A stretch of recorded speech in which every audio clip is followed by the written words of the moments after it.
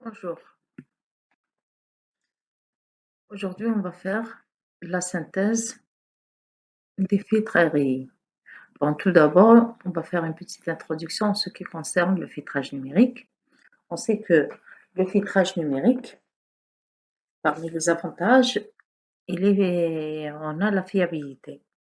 Donc, on dit qu'il est fiable, tout simplement parce que, comme on peut le remarquer ici, on a le filtre numérique est à base de registres à décalage, ici, le registre à décalage, des registres de mémoire qu'on utilise. Si je mets des valeurs, par exemple les coefficients B0, B1, je mets des valeurs bien précises, les A et les BI ici, donc la sortie, elle va être, ne change pas.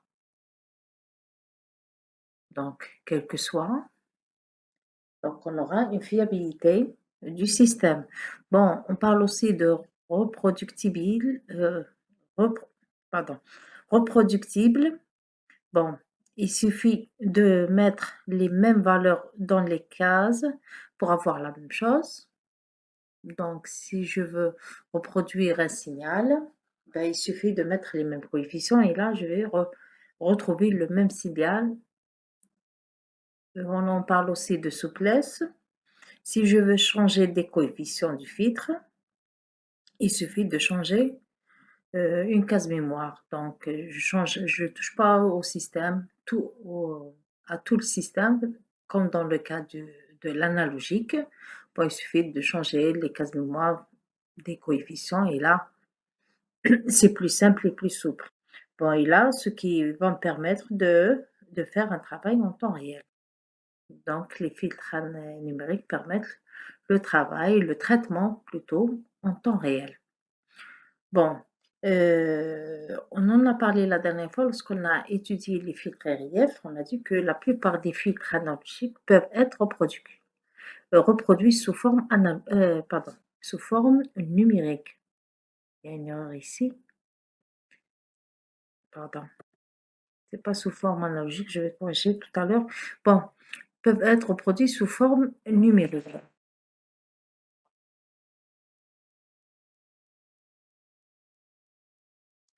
Donc, et on l'avait montré la dernière fois que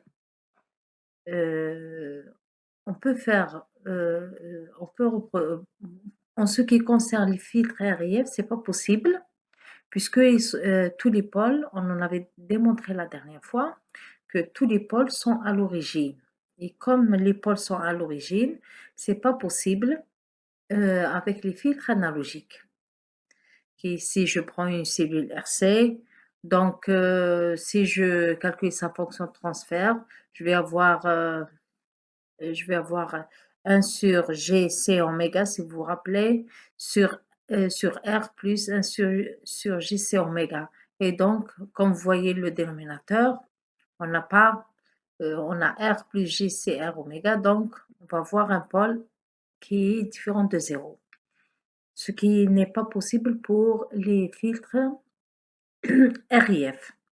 Donc, parmi les caractéristiques des filtres RIF, pardon, REI, bon, on a la possibilité d'obtenir une bande de transition étroite pour un ordre raisonnable. Je change de, voilà, pour avoir le graphe. Ça, c'est la réponse fréquentielle d'un filtre. Vous voyez, bon, on a l'idéal, c'est raide. On a une bande passante qui est tout droit, qui est horizontale, et une descente raide qui descend directement vers la fréquence de coupure. Sauf, on avait montré que cela n'est pas possible. On a toujours la réponse fréquentielle d'un filtre, elle passe par ces trois étapes. Bon, elle contient les trois bandes.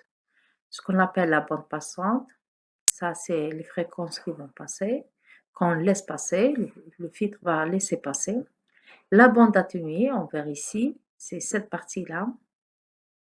Normalement, toutes ces fréquences sont éliminées et la fréquence de coupure, elle est au milieu de la bande de transition, à ce niveau-là, ce qu'on appelle la bande de transition. Si vous vous rappelez la dernière fois, lorsqu'on a fait euh, la méthode, la, la synthèse des filtres RIF, on a dit que on a étudié la méthode des fenêtres. Pourquoi? Parce que on a remarqué que la fenêtre rectangulaire crée des ondulations au niveau, de la bande passante et au niveau de la bande atténuée. Et donc, cela n'est pas possible, qui peut nous induire à des erreurs. Donc, on a utilisé d'autres fenêtres pour éliminer cette bande-là, ces ondulations-là. Et là, on a changé les fenêtres. On a utilisé les fenêtres de Hamming et Hanning. On en a fait un exemple. Et on a vu que, on a vu quoi? Que c'est vrai, ça va éliminer les ondulations dans la bande passante et dans la bande atténuée. Mais on a cette bande de transition qu'on appelle delta F, celle-là, la bande de transition, qui est plus large. Et donc, et pour réduire la largeur, cette largeur-là, pour rendre la descente plus raide, euh, il fallait augmenter le nombre de points. Le nombre, euh, le nombre de points ou bien le nombre de coefficients, les BI. Et là, lorsqu'on augmente le nombre de points, on va augmenter le nombre d'additions et de multiplications, ce qui ce qui est un désavantage donc, pour le filtre. Donc, il va être plus lent pour donner une réponse. Donc, et bien sûr, un autre avantage du filtre RIF est que ce sont des filtres stables puisque les pôles sont au centre et la plupart ou bien la majorité ont un retard de groupe constant, ce qui rend la phase linéaire. Ça, c'est un avantage très important. Avec les filtres RI, on perd ces avantages. Donc, malgré ici, on peut avoir une possibilité d'obtenir une bande de transition étroite pour un ordre raisonnable. Qu'est-ce que ça veut dire?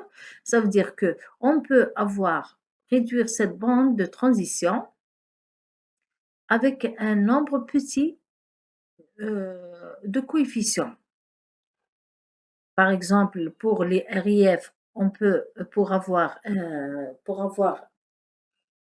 une zone de transition assez raide, il nous faut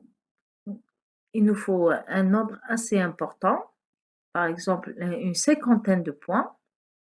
Par contre, un ordre de filtre de 50. Par contre, avec les filtres RI, bon, un ordre de 7 donnera la même bande de transition. Mais l'inconvénient est que, bon, on aura une variation de phase fortement non linéaire et on risque d'avoir une instabilité. euh, bon, cela est dû à une grande sensibilité numérique des coefficients. Parce que c'est, bon, je ne veux pas entrer trop dans le détail. Le principe, je veux que vous compreniez le principe.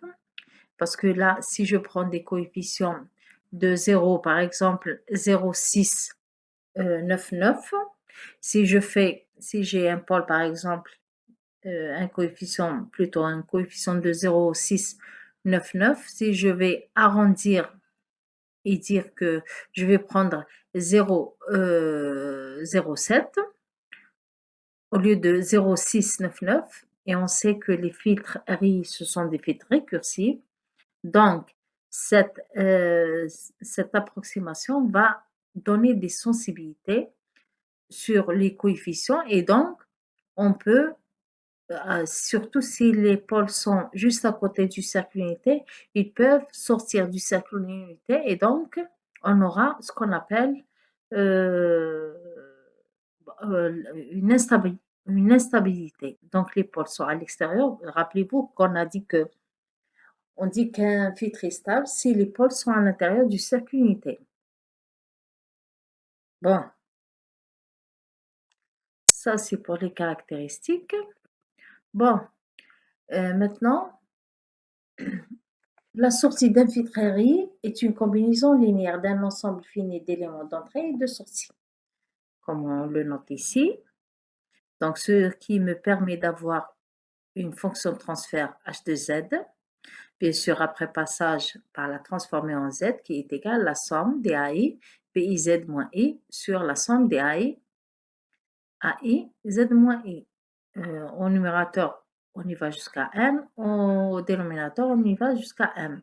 Bon, rappelez-vous, on en a fait la démonstration de cette équation-là. Bon, pour faire la synthèse d'un filtre récursive, bon, on a trois méthodes en général. On a la méthode des synthèses directes dans le domaine numérique. Bon, en ce qui concerne cette méthode-là, bon, puisque on sait que les pôles, rappelez-vous, lorsqu'on a fait la TZ, on a dit que la relation, on a montré la relation entre la position des pôles et des zéros sur le cercle unité. On a dit que lorsque les pôles sont proches au cercle unité, on aura ce qu'on appelle une résonance. Donc, on aura un maximum. Si j'ai des zéros sur le cercle ou bien proche au cercle, là, on aura des minima, des minimums, ce qui nous a permis de faire, plutôt de donner une allure de notre fonction de la réponse préquentielle en utilisant le placement des pôles et des zéros. Bon, cette méthode-là, ce qu'on appelle la méthode directe, est basée sur cette technique-là. Donc, on peut faire, c'est placer des zéros et des pôles à des positions de fréquence équivalentes. Rappelez-vous, dans le cercle unité, le z qui est égal à 1 représente le 0 et le z égal à moins 1 représente le FE sur 2. Et donc, on peut placer nos fréquences, des pôles et des zéros, là où on veut avoir des maximums et des minimums. Bon, c'est grosso modo le but de cette méthode-là. Mais il faut savoir que avec ce type de méthode, on ne peut pas y aller au-delà d'un filtre d'ordre 1 ou bien d'ordre 2. Bon, comment on peut l'utiliser pour renforcer bon, on peut l'utiliser avec la synthèse d'un filtre analogique, puis passage au numérique. Les autres méthodes pour renforcer l'état. Passe haut, passe bas, passe coupe-bande, ainsi de suite. Bon, on a la deuxième méthode qui est synthèse indirecte. C'est la synthèse d'un filtre analogique, puis passage au numérique. Donc, à partir du filtre analogique, on va créer notre filtre numérique. Et on a les techniques d'optimisation. Bon, là, dans ce cours-là, on va s'intéresser à la deuxième méthode, à la synthèse indirecte. Donc, on va utiliser les filtres analogiques pour créer un filtre numérique. Là aussi, on a deux méthodes. Ce qu'on appelle la méthode, pardon, la méthode de l'invariance impulsionnelle et la méthode de la transformation bilinéaire. Bon, tout d'abord, on va parler, pardon. Tout d'abord, on va parler de du passage de l'analogique au numérique. Bon, ce sont des méthodes simples, grosso modo. ce sont des étapes à suivre, mais qu'il faut comprendre, bien sûr, correctement. Donc, on commence par la spécification du gabarit analogique. Donc, qu'est-ce que ça veut dire? On doit choisir les filtres dans la littérature, les filtres qui sont donnés, ce sont des filtres normalisés. Donc, tous les filtres qu'on va rencontrer, euh, qu'on va utiliser, ce sont des filtres analogiques.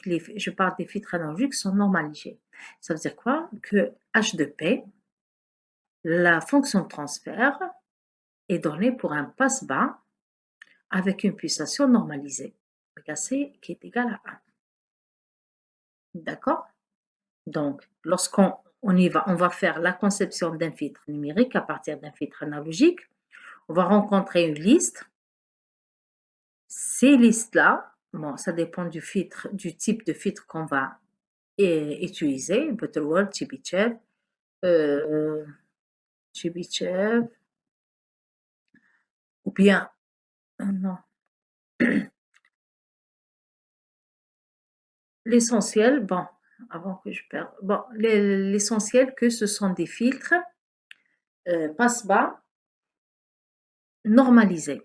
Donc, ils sont de la forme 1 sur 1 sur 1 plus P, ou bien 1 sur P carré plus quelque chose multiplié par P plus quelque chose. Bon, j'ai mis des points d'interrogation. Ça, c'est pour le filtre d'ordre 1, et ça, c'est pour le filtre d'ordre 2. Si je veux un filtre d'ordre 3, donc ça va être la combinaison entre les deux, ainsi de suite. Donc, si ces constantes-là sont données suivant le type du filtre que je vais utiliser. Si je vais utiliser un filtre Butterworth, ou bien un filtre de Chebyshev, ou bien un filtre elliptique, ou bien un filtre de Coe, donc ça va, bon, bien sûr, ce sont des filtres qu'on retrouve dans les littératures. Tout d'abord, il faut savoir que ces filtres ça, sont donnés pour un filtre passe-bas qui est normalisé. Donc, la première des choses, c'est de dénormaliser notre filtre suivant le type que je veux avoir. D'accord? On a, premièrement, suivant l'ordre, choisir le filtre, le dénormaliser pour avoir H2P, et après, on fait la transformation H2P vers H2Z. Maintenant, j'ai dit on a deux méthodes pour la conception des filtres numériques à partir des filtres analogiques. Soit on utilise la méthode de la réponse impulsionnelle, l'invariance impulsionnelle on l'appelle, donc pour cette méthode-là, ou bien indicielle. Dans d'autres documents, on utilise la réponse indicielle, donc on va parler de l'invariance indicielle. Donc, soit cette méthode-là, elle concerne à avoir h de t qui est égal à h de n, plutôt à retrouver h de n qui est proche à h de t. D'accord? On utilise la méthode de la réponse impulsionnelle. Bon, en deux mots, la réponse impulsionnelle, c'est quoi? Je prends le filtre analogique, la fonction de transfert, je calcule h de t, à partir de h de t, je fais un échantillonnage pour avoir h de n. Ça, c'est grosso modo cette méthode-là. Bon, si par contre, si ce que je veux que la réponse fréquentielle soit proche au filtre, la réponse fréquentielle du filtre euh, numérique soit proche, à peu près égale à la réponse fréquentielle du filtre analogique, là, j'utilise ce qu'on appelle la transformation bilinéaire. Donc, ça dépend de ce que je veux exactement. Est-ce que je veux h de n soit égal à h de t? Bon, à erreur près, normalement, je fais à peu près. J'utilise cette méthode-là, puisque à partir de h de t, je fais un échantillonnage et je retrouve h de n.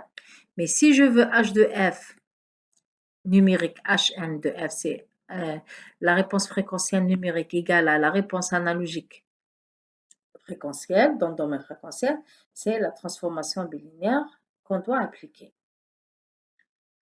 Bon, pour nous, on va étudier juste la deuxième méthode, comme je vous ai promis. Donc, on va passer. Avant ça, on va parler de la fonction de transfert des filtres analogiques. Donc, on a les filtres de transfert analogique, des filtres analogiques polynomiaux. On parle de Butterworth, Chebyshev, Bessel, Coe. Sont donnés pour des fréquences de coupure, comme je l'ai dit tout à l'heure, normalisées. Donc, il faut dénormaliser l'expression de la fonction de transfert. Donc, j'ai dit que tous les filtres sont donnés pour un passe-bas. Et nous, à partir de ce filtre-là, on a une petite équation qu'il faut changer pour avoir le filtre que je veux avoir. Donc, si je veux avoir un passe-bas, je remplace le Pn là, c'est... Normalement, j'aurais dû mettre Pn ici. C'est ce P. C'est ce P là. D'accord? Donc, c'est juste pour dire P normalisé. Donc, P normalisé. Pour avoir un passe-bas, ce P là, je vais remplacer par P sur oméga C. Donc, pour un passe-bas, par exemple, premier d'ordre 1, donc je vais remplacer P, ce P là, par P sur oméga C. Oméga C, c'est la fréquence de coupure analogique que je veux avoir. On va en parler tout à l'heure. Donc, l'expression du filtre passe-bas, par exemple, d'ordre 1, devient oméga C sur 1 plus P. Ça, c'est l'expression du filtre analogique dénormalisé. Bon, si je veux avoir un passe haut, le P normalisé va être remplacé par oméga C sur P. Si je veux avoir un passe band, le P n normalisé doit être remplacé par cette expression-là. Si je veux un coupe-bande, ce sera cette expression-là avec l'oméga C. C'est quoi dans ce cas-ci? C'est ce qu'on appelle la pulsation centrale. Et le grand B, c'est la largeur de bande, c'est oméga C2, puisque on sait que dans le passe-bande et le coupe-bande, on a deux fréquences de coupure. De fréquences de coupure ou bien de pulsation. D'accord? Donc, maintenant, on va voir la synthèse de la méthode de la transformation bilinéaire. Donc, la transformation bilinéaire permet d'établir une bijection entre la partie gauche du plan P et l'intérieur du cercle dans le plan Z, comme vous le savez, et vous l'avez étudié. On parle de stabilité, pour les filtres analogiques lorsque les pôles sont dans la partie gauche du plan P. Et dans le plan Z, on parle du cercle unité. Donc, cette méthode-là va me faire une liaison entre ces deux parties-là. Bon, un filtre analogique, soit le filtre analogique est représenté par P et le filtre numérique est représenté par Z. Or, comme on l'a vu à maintes reprises, que Z n'est autre que l'exponentielle J de pi f TE. On a dit, si vous vous rappelez, Z, c'est une généralisation de la transformée de Fourier. Et elle est donnée par cette expression-là.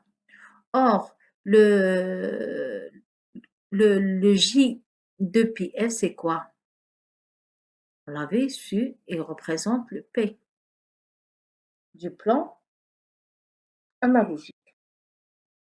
Donc, en d'autres termes, on remplace, puisque Z est égal à exponentielle PTE. Donc, on remplace les exposants ici de l'exponentielle des deux parties. On retrouve que P n'est autre.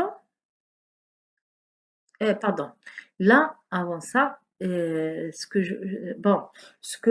qu'on va faire tout d'abord ici, c'est mettre la relation entre l'analogique et le plan Z numérique. Donc, mettre une relation, représenter la relation entre le plan P et Z. Donc, à partir d'ici, on va trouver la relation entre Z et P. Donc, je mets un log, log de Z va être égal log exponentiel, log népérien bien sûr, de PTE, ce qui me permet de dire que P n'est autre que log de Z sur TE. C'est très simple. Je n'ai pas mis cette étape parce que c'est très simple. Lorsque je fais entrer le log népérien ici, l'exponentielle va disparaître, il reste le PTE. Et donc, je peux calculer P en faisant passer le TE de l'autre côté. Donc, on aura log de Z sur TE. Là, on utilisera les séries de Laurent, qui est une approximation de log de Z. Bon, je ne sais pas si vous l'avez étudié. Normalement, c'est à étudier dans les maths premières, je pense première année. Je pense première année, les séries de Laurent. Bon, donc, les séries de Laurent disent quoi? Que le log de Z, un log d'une constante peut être écrit comme étant 2 fois 1 moins Z moins 1 sur 1 plus Z moins 1 plus 1 sur 3, 1 moins Z moins 1 sur 1 plus Z moins 1, maintenant exposant 3, plus 1 sur 5, 1 moins Z moins 1 sur 1 plus Z moins 1 exposant 5 et ainsi de suite. Les nombres impairs, 1, 3, 5, 7, 9, 11, ainsi de suite. D'accord? Et là, on va utiliser cette approximation et on va prendre juste la première partie. Et on va dire que la transformation bilinéaire est définie par, comme on l'a dit tout à l'heure, P égale à log de Z sur TE. Et en utilisant les séries de Laurent, on retrouve que log de Z n'est autre que 2 fois, pardon, oui, 2 fois 1 moins Z moins 1 sur 1 plus Z moins 1, bien sûr, sur TE, il est là, divisé sur TE. Comme on peut l'écrire en exposant positive, ça va me donner 2 sur TE, Z moins 1 sur Z plus 1. Ou inversement,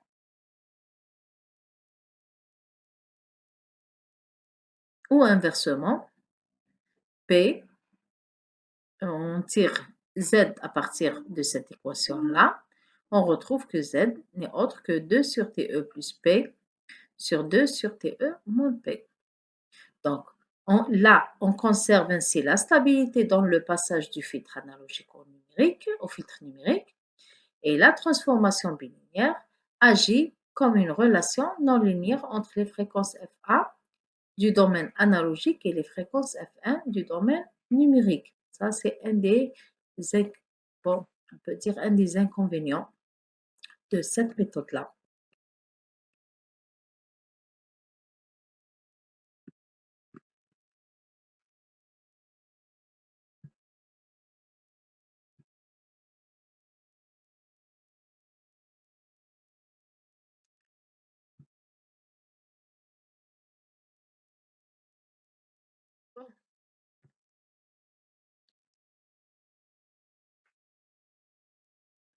Donc, comme on peut remarquer, la transformation bilinéaire agit comme une relation non linéaire entre les fréquences FA. La fréquence FA, c'est dans le domaine analogique, et on note Fn, la fréquence dans le domaine numérique. Donc, si je reprends mon P pour le passage dans le domaine fréquentiel de la fonction transfert analogique, je peux l'écrire comme étant J oméga A. Donc, P, c'est J oméga A. Donc, si j'utilise, bon, on a dit que P égale log de Z sur TE, ou bien 2 sur TE, Z moins 1 sur Z plus 1. Là, ce que je veux faire ici, c'est chercher la relation entre la fréquence analogique et la fréquence numérique. suivant le résultat qu'on est arrivé. Pardon,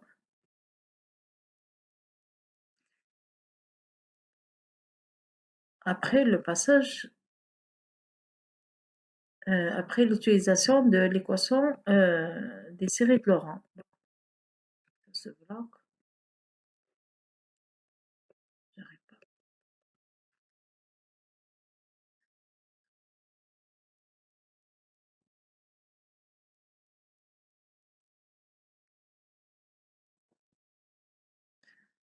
Donc, ça, c'est la transformation bilinéaire. On a dit qu'on a cette relation-là et qu'on P, euh,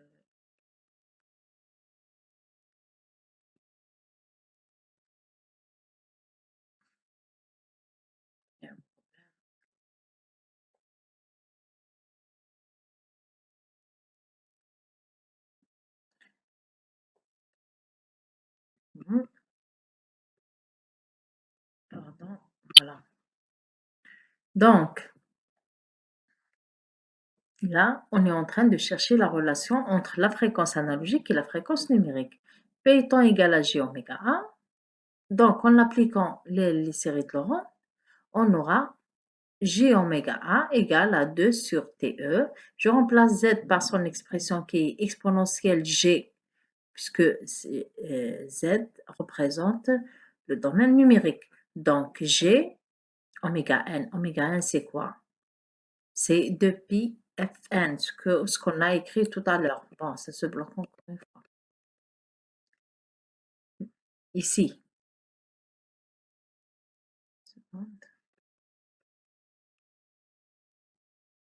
Non. Celui-là, c'est, on l'avait écrit, je sais pas pourquoi ça se bloque. Donc, bon, c'est l'exponentielle. Tout à l'heure, on avait écrit J 2pi Fn, 2pi F. Mais F représente la fréquence dans le domaine numérique, puisque c'est Z que je vais remplacer. Ici, je remplace P qui représente domaine analogique. Donc, G oméga A, cette pulsation, elle est dans le domaine analogique. Et donc, 2πf, c'est oméga n qui est dans le domaine numérique. Donc là, après des calculs, là, il y a le détail que vous pouvez reprendre. Donc, j'ai pris en facteur exponentiel J oméga n TE sur 2 pour avoir exponentielle J oméga n TE sur 2 moins le 1 pour avoir un 1. Donc, c'est exponentielle moins J oméga n TE sur 2. Bon, je divise sur 2. Les deux, c'est la même chose au numérateur que dénominateur. On a quoi? On peut simplifier ce qu'on a mis en facteur au numérateur et au dénominateur. Donc, après les calculs, on retrouve que J oméga 1 n'est autre que 2 sur TE J sinus oméga 1 TE sur 2 sur cosinus oméga 1 TE sur 2. Bon, sinus sur le cosinus n'est autre que une tangente. Donc, oméga A est égal à 2 sur TE tangente oméga n TE sur 2. Donc ici, on a une relation tangentielle entre les fréquences analogiques et la fréquence numérique. Bon, oméga 1, A, je peux l'écrire depuis FA. Bon, bon, c'est ici que j'ai remplacé oméga n par son expression depuis Fn. TE, c'est 1 sur FE. Donc, le 2 va disparaître avec le 2, il me reste cette relation-là. Et on voit bien que la relation entre la pulsation ou bien la fréquence numérique analogique est, est tangentielle avec la fréquence numérique, ou bien la pulsation numérique, comme vous voyez ici.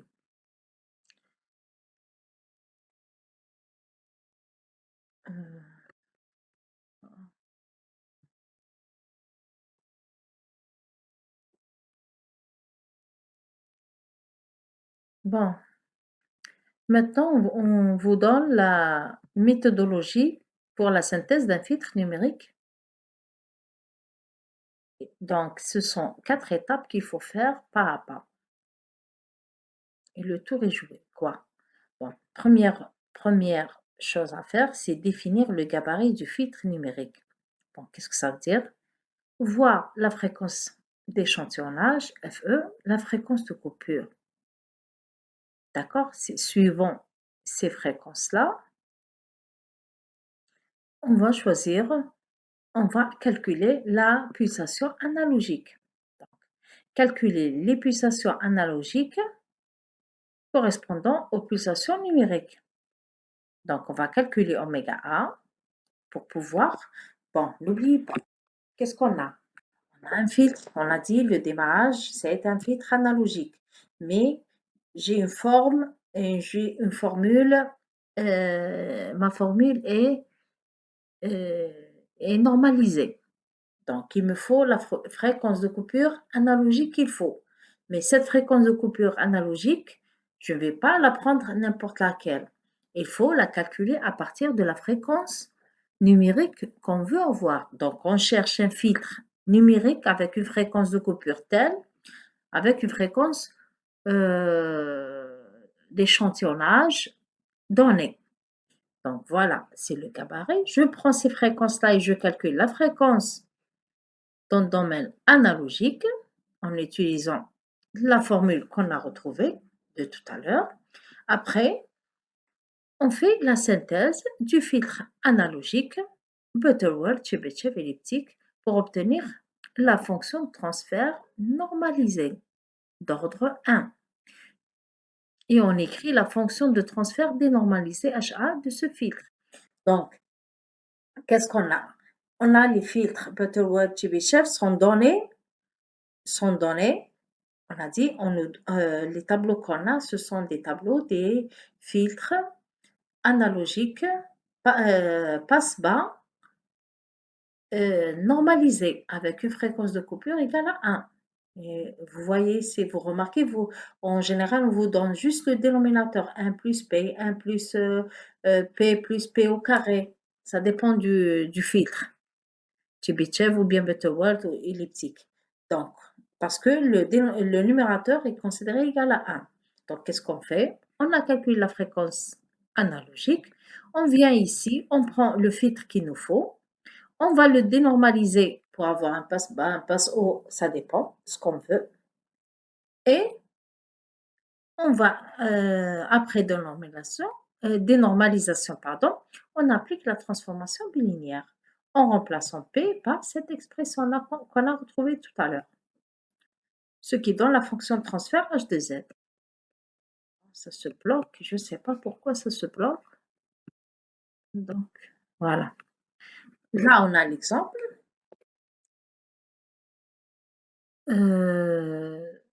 Soit synthétiser un filtre passe-bas numérique du premier ordre à partir d'une fonction de transfert d'un filtre analogique.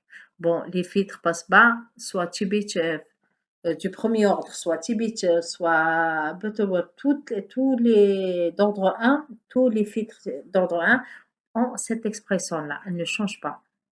Celle-là, c'est 1 sur 1 plus P. Donc, celui-là, il est normalisé. On veut avoir une fréquence de coupure, la fréquence numérique est égale à 40 Hz et une fréquence d'échantillonnage FE égale à 240 Hz. Donc, suivez correctement. Première étape, calculer la pulsation analogique oméga A qui correspond à la pulsation demandée oméga n. Donc, je calcule la pulsation analogique. Bon, là, il me donne des fréquences, on s'en fout. On a l'expression analogique avec les pulsations ou bien en FE. Donc, soit on utilise celle-là, soit on utilise oméga n TE. C'est la même chose. Donc, je les donne ici. Après, regardez, lorsque j'ai fait le calcul, j'ai remplacé F1 qui est égal à 40, donc je vais avoir 40P. J'ai remplacé FE qui est à 240. Et là, c'est la tangente pi sur 2, 6. Regardez, vous remarquez que j'ai laissé 2 sur TE. Bien que TE, c'est quoi? C'est 1 sur FE. Mais je le laisse tel qu'il est. pour ne pas erroner mes résultats. Vous allez voir tout à l'heure que à chaque fois, ça disparaît. On va le voir tout de suite. Donc, j'ai calculé le tangente pi sur 6, j'ai retrouvé 0,5774. Bon, la deuxième étape, on va dénormaliser mon filtre, mon filtre H2P. On a dit que ici, c'est un filtre, 1 sur 1 plus P, c'est un filtre passe-bas normalisé. La fréquence de coupure est 1. Maintenant, j'ai ma fréquence que je veux avoir, donc je la remplace puisque je veux un passe-bas. Rappelez-vous le tableau que dont j'ai parlé tout à l'heure. Je remplace P par P sur oméga A. Si j'arrive à retourner, voilà. Voilà. On a dit pour avoir un passe-bas, je remplace P par P sur oméga C. Si je veux avoir un passe-haut, je remplace P par oméga C sur P. Je reviens à mon exemple. Voilà. Je dénormalise ma fonction de transfert, 1 sur 1 plus P. Je remplace P par P sur oméga A. Et donc, je vais obtenir oméga A sur oméga A plus P. Voilà. Voilà mon filtre analogique que je veux, euh, que je veux, comment dirais-je, que je veux reproduire son filtre numérique équivalent. D'accord? Donc, c'est ce filtre-là, c'est cette fonction de transfert que je vais transformer en numérique. Voilà. Troisième étape, appliquer la transformation bilinéaire. Comment je l'applique? Au lieu de P, je prends P égale à 2 sur TE, 1 moins Z moins 1, 1 sur 1 plus Z moins 1. Bien, bon, là, dans cet exemple, je n'ai pas utilisé l'exposant négatif, j'ai utilisé l'exposant positif. Je vous l'ai donné tout à l'heure. C'est la même chose. Donc, je vais remplacer P par 2 sur TE, Z moins 1 sur Z plus 1. Voilà mon expression, rappelez-vous. Donc, je vais remplacer cette partie-là. Et comme vous voyez, j'ai le 2 sur TE qui apparaît. Là, je fais quoi? Je fais que simplifier le 2 sur TE pour ne pas m'encombrer avec les calculs. Donc, je simplifie et je vais réduire au même dénominateur le z moins 1 sur z plus 1 plus 0,5774. Voilà. Et donc, le z plus 1 remonte en haut et je vais avoir, voilà, mon expression de la fonction de transfert de mon filtre numérique. Regardez, si je veux calculer la fréquence analogique, je reprends mon expression, celle-là. Oméga A, c'est quoi? C'est 2pi FA. Donc, 2FA, 2pi, je le fais descendre de l'autre côté. Donc, si je fais le calcul, regardez, pour une fréquence numérique de 40, cette fréquence-là, c'est donné. Voilà, la fréquence de coupure qu'on veut avoir dans le nuage, c'est 40. Il me faut une fréquence de coupure dans l'analogique de 44,11. Bon, cette méthode, elle est bonne. Si je n'ai pas ici, je sais pas. Bon, c'est pas grave. Cette méthode, elle est bonne si les fréquences de coupure ne sont pas proches de la fréquence de coupure sur 2. La fréquence d'échantillonnage sur 2. On aura un résultat adéquat. Bon, j'ai un autre exemple ici. Soit synthétiser un filtre passe-pas numérique du second ordre maintenant, avec le gabarit suivant. Bon, il me donne une fréquence de coupure de 500 Hz et une fréquence d'échantillonnage de 5 kHz. Comme tout à l'heure, on fait quoi? Première étape, calculer la pulsation analogique, qui correspond à la pulsation demandée.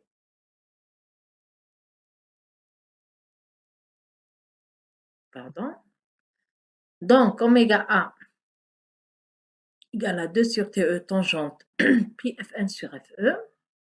Après calcul, je retrouve que la pulsation analogique égale à 2 sur TE tangente pi sur 10, qui est égal à 0,325.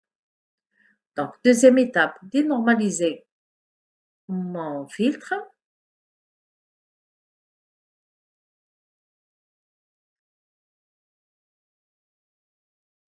Normalement, ce filtre-là est donné. Bon,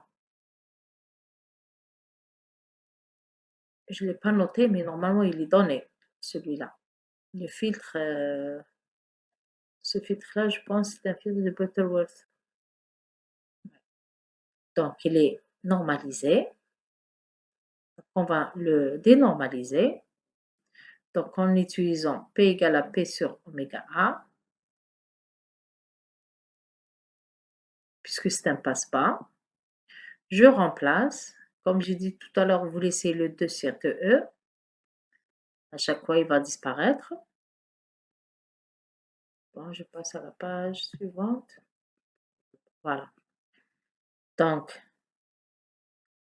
troisième étape, appliquer la transformation bilinéaire en remplaçant P par 2 sur TE 1 moins Z moins 1 sur 1 plus Z moins 1. Ou bien, avec un exposant positif, c'est la même chose. Bon, j'utilise un exposant positif, c'est plus simple à faire le calcul à ce niveau-là. Donc, je réduis. Bon, tout d'abord, on a le 2 sur TE qui va disparaître. Regardez, j'ai 2 sur TE, 2 sur TE au carré ici, 2 sur TE au carré ici. Et normalement, bien, ça c'est 4 sur TE au carré. Celui-là. Il manque un carré ici.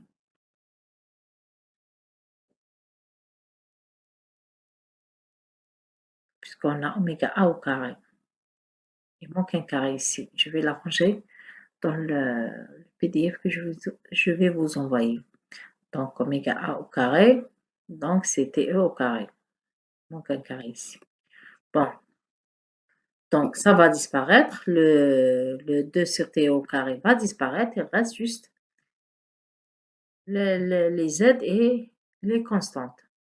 Donc, après, c'est du calcul. Donc, je réduis au même dénominateur. J'ai le Z moins 1 au carré plus 0,035 Z moins 1 et il me faut un autre Z plus 1 et plus la constante Z plus 1 au carré. Et le Z moins 1 au carré remonte. L'un va être simplifié par Z plus 1, il reste un seul Z moins 1. Donc, on aura cette expression-là. Et là, c'est l'équation ou bien la fonction de transfert numérique qu'il faut utiliser. Bon, ça, c'est la remarque que j'ai donnée tout à l'heure. La fonction bilinéaire essaie au mieux de faire coïncider les deux réponses fréquentielles. Des filtres analogiques. Donc, si je parle du filtre analogique, donc je parle de 0 à plus infini. Et filtre numérique, le numérique, je parle de 0 à Fe sur 2. Donc, cette méthode donne d'assez bons résultats à condition que les fréquences caractéristiques ne soient pas trop proches de la demi-fréquence d'échantillonnage. Ça, c'est vrai. Je n'ai pas ici le graphe, mais principe, je l'ai quelque part. C'est lorsqu'on a, c'est à cause de la tangente. Je vais voir si je retrouve mon graphe.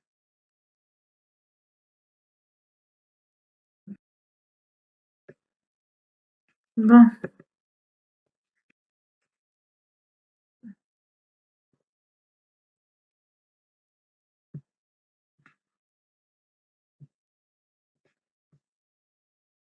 Bon, pour finir, la réalisation du filtre Rayé, comme on l'a fait avec le RIF, pour chaque échantillon à filtrer avec un filtre rayé, nécessite combien? 2n plus 1 multiplication et 2n addition.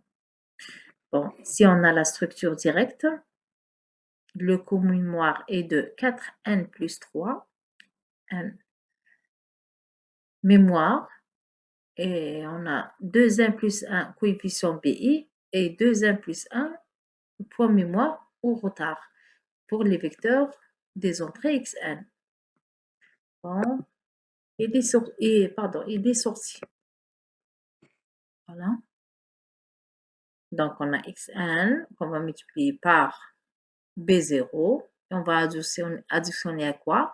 À xn qu'on va retarder. Donc, xn moins 1 avec b1. On va sommer. Xn, ici, on va retarder encore une fois. Ça me donne xn moins 2 multiplié par le coefficient b2. On va additionner jusqu'à n. Qu'on va sommer avec les yn retardés par moins a1. On a yn moins 1 multiplié par a1 moins a1. On va sommer avec le yn moins 2. Ça, c'est la réalisation. Bon, laissez la structure directe et on va faire la somme. Yn va être la somme, si vous vous rappelez, des AI, pardon, la somme des BI xn moins i, moins la somme des AI yn moins i. Bon, ça c'est la structure. Bon, non, ça c'est pour les filtres analogiques Chebyshev et Butterworth. Bon, c'est juste, bon, je voulais vous donner ici, si j'ai par exemple, ça c'est pour Butterworth, si je veux, attendez, bon, Butterworth, vous voyez que j'ai la bande passante, elle est plate, avec ici, regardez, le filtre d'ordre 1, la zone de transition est plus large. Arrivé au 2, 3, vous voyez avec le n égale à 8, elle est plus ou moins raide ici. Là, pour le Chebyshev, l'inconvénient que j'ai des ondulations dans la bande passante. Même chose, regardez pour n égale à 1, l'ordre 1, j'ai quelque chose qui va descendre. La zone de transition, de transition est très large. Bon, pour n égale à 2, 3, 4, jusqu'à 4, regardez, malgré j'ai des ondulations ici, j'ai quelque chose de plus ou moins raide. Bon, 4, 5 à 6, lorsque l'ordre est de 6, je peux avoir une zone de transition très raide. Bon, les ondulations, si je prends le cas de n égale à 4, regardez, ce sont des minima et des maxima. Regardez, n, l'ordre, j'ai ici quelque chose qui descend, c'est en dB, là. Donc, quelque chose de minimum, puis un maximum 2, puis un minimum 3 et un maximum 4. Donc, les ondulations ici pour le Chebyshev sont dues à l'ordre du filtre. Donc, ce qu'on veut, c'est l'utilisation de l'un des deux filtres dépendra toujours de ce qu'on veut vraiment avoir. Est-ce que on veut avoir une bande passante lisse, comme ici, ou bien on veut avoir une zone de transition petite. Regardez pour n égale à 1, là, la zone de transition est très large. Donc, l'utilisation ou l'application le choix de un des deux filtres va dépendre de l'application qu'on veut utiliser. Bien sûr, ça c'est le Chebyshev 1 et on a aussi le Chebyshev 2 où les ondulations sont dans la bande, dans la zone de transition. Bon, grosso modo, c'est ce que j'ai voulu vous donner pour cette méthode-là.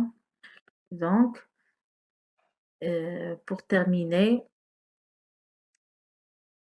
il faut savoir que pour cette méthode, la première étape, il faut calculer la pulsation analogique à partir des données qu'on veut avoir en numérique, dénormaliser le filtre et appliquer, remplacer P par 2 sur TE, 1 moins Z moins 1 sur 1 plus Z moins 1. Et n'oubliez pas, il ne faut pas enlever le 2 sur TE parce qu'il va se simplifier à la dernière étape. Bon, sur cela, on a terminé avec ce chapitre-là et bon, je vous dis bon courage pour l'examen.